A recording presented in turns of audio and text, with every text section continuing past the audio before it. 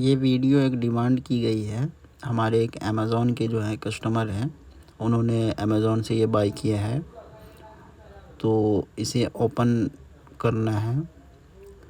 आप एक जो है आप टेस्टर ले लीजिए और उसके बाद जो है ये यहाँ थोड़ा सा दबाएंगे तो ये हल्का उठ जाता है ये, और ऐसे नाखून से भी आप खोल सकते हैं इसे।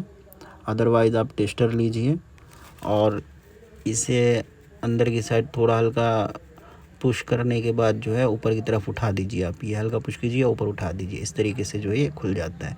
ये इस नीचे भी दबाएंगे तो ये खुल जाएगा। देखिए इस तरीके से जो है आप खोल सकते हैं इसे, बहुत आसानी के साथ इसे खोल सकते हैं आप। ऊपर से भी आप खोल सकते हैं इसे। हाँ, इस तरीके से आप खोल सकते हैं इसे। यहाँ पुश कीजिए तो भी खुल जाएगा, नहीं खुलता है तो ऊपर से आप खोल सकते हैं इसे। ये देखिए आसानी के साथ जो है ये खुल गया है।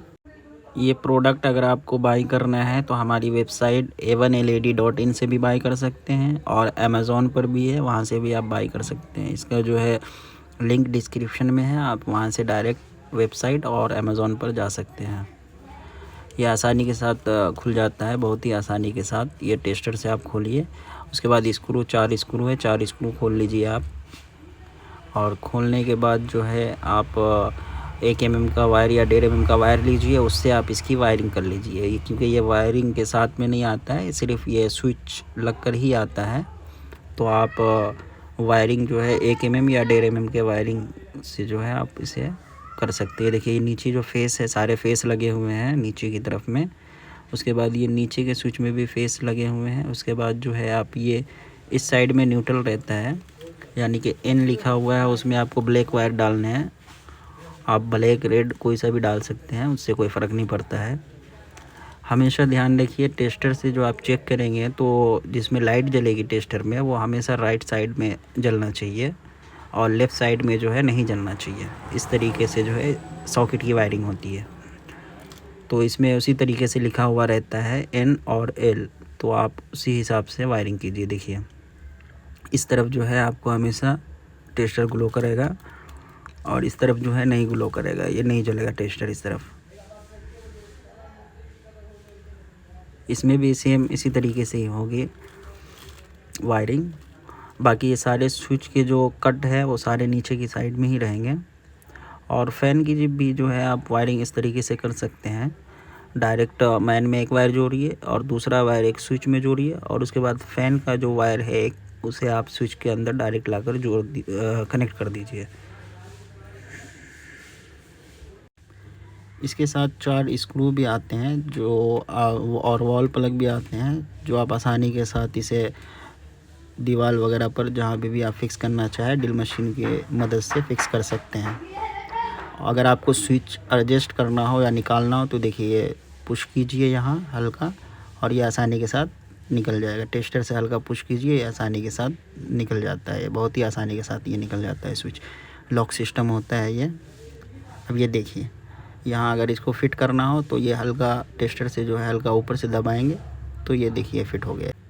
इस तरीके से जो है आप बोर्ड को ओपन कर सकते हैं और स्विच को भी ओपन कर सकते हैं। उसके बाद आप वायरिंग कर लीजिए या किसी इलेक्ट्रिशियन को बुलाकर करवा लीजिए तो ज़्यादा बेहतर है। अदरवाइज़ आपको पता है तो आप खुद से भी कर सकते हैं। चलिए ये स्क्रू जो आते हैं वो इसके अंदर जो है आप होल कीजिए। 4 स्क्रू लगेंगे, ड्रिल मशीन की सहायता से आप होल कर लीजिए और 4 स्क्रू लगा लीजिए इसके अंदर।